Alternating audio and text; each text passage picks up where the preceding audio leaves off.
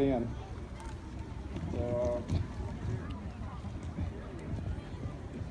got one individual, played 4 years of Pee Wee, and made All-Stars all 4 years, and in them 4 years, they won the district twice. And he played 2 years of Little League, and in 1976, they lost in the sub-district to Pineview, and Pineview went on to win the World Series. Then in 1977, Midlands went on to win the sub-district, the district, the state, and the World Series. And Terry was a leader of the team, and all the players looked up to him. Terry attended Airport High School, where he played for one state championship, and he was All-State for 2 years. And he's in the Airport Hall of Fame. Terry played at Coastal Carolina 86-87. He was Big South Player of the Year in 86, MVP in 86 in the tournament, and only 2 players in 30 years have done that in the same year. And he's in the Coastal Carolina Hall of Fame. Terry is one of the best athletes to ever play at Midland, and he was a player that I always looked up to and will always remember, Terry Spires.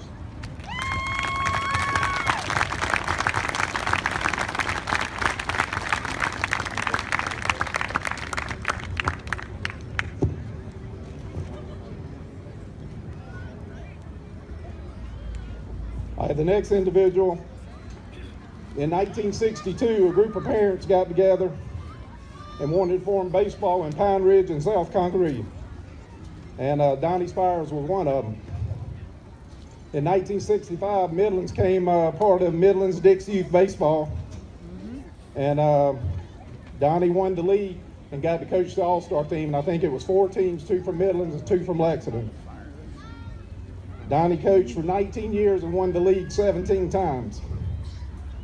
And he was the first coach of the 1977 Dixie Youth World Series team.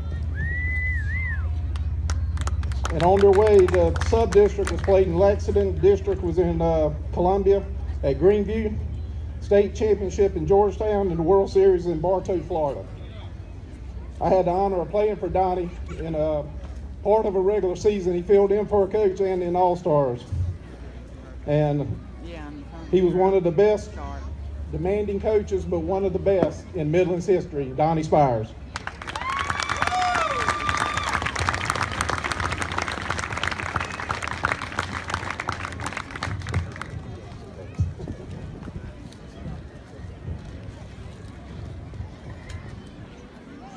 Hey, I just want to say thank you.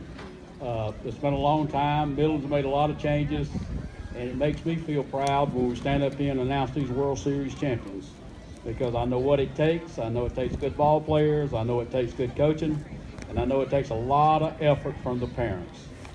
And it just don't happenstance. It's kids being taught right, which is the most important thing in the world.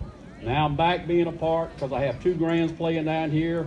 So whether y'all like it or not, y'all going to see this ugly mug around the ball fields.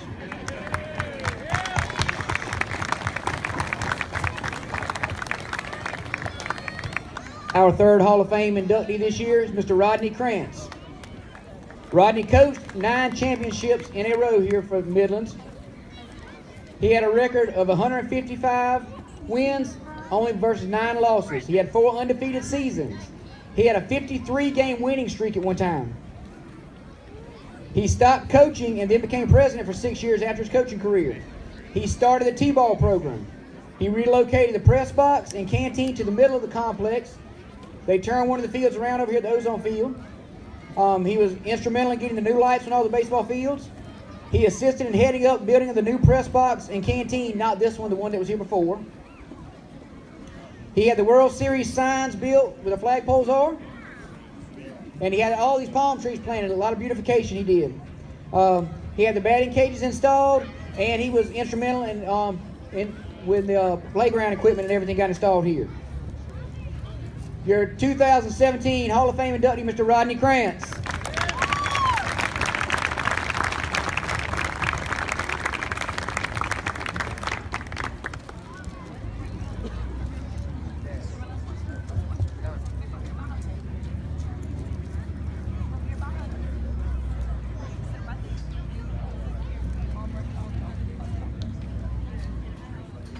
First of all the glory goes to God for everything that happens. It means the world to me. And I want to thank my wife. She was a big help for everything we ever done here. She did the business side, I did the baseball side. As a player down here, I had the greatest coach ever, and that's Donnie Spires, without a doubt.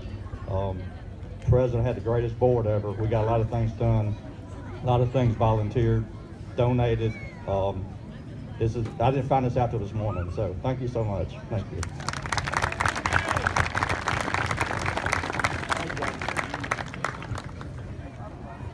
Before we get to our introduction of teams, one other quick note. I'd like to introduce our senior players. These kids